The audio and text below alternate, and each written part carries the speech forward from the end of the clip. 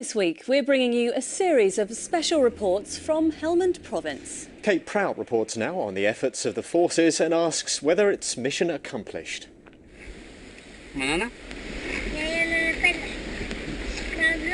These Afghan children don't know what it's like to live under Taliban rule, but their parents do. A life of fear, intimidation and violence that British and US forces are still trying to remove. When we go out on patrol, we're looking for the atmospherics. If there's no locals in the area, then that clearly indicates there's something wrong. And if they don't want to talk to you, then that sort of shows that there are sort of Taliban that are sort of intimidating them and don't want a good, strong relationship between ISAF and themselves. 6 years ago, our soldiers would have been involved in daily gunfights with insurgents. Today, these patrols are more about reassuring those who live here that the land is safe and about mentoring the Afghan police force who will eventually take over this role.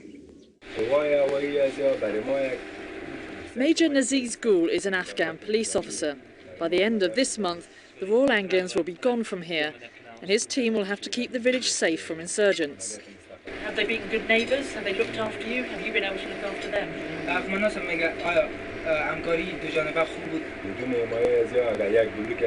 He tells me they want to work hard with the International Security Forces, or ISAF, but he admits they are still scared about what will happen in the future.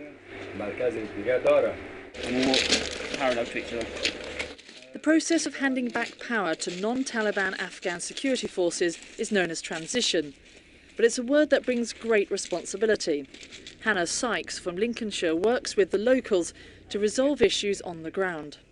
The patrols, when they go out, will often cross fields either to talk to people or because it's a little bit safer than taking roads to avoid IEDs. But we like to make sure that we pay for any damage we do. We like to have sort of hearts and minds consent with people here, and if we go around damaging things and just ignoring the damage we cause, we're not really any better than anybody else. Another of the Royal Engineers' role is passing on their experience of explosives to the Afghan National Army. I think there's a lot of misconceptions about cultural sensitivities and all the rest of it. Pretty much the first day I rocked up and met the guys for the first time, we shared jokes just like any soldier would share back in the UK. They were extremely welcoming. They wound me up a couple of times. They knew how to twist the old screw in the back. And if you establish a good rapport with them, Assalamu alaikum, Hajin. No, there's no dramas.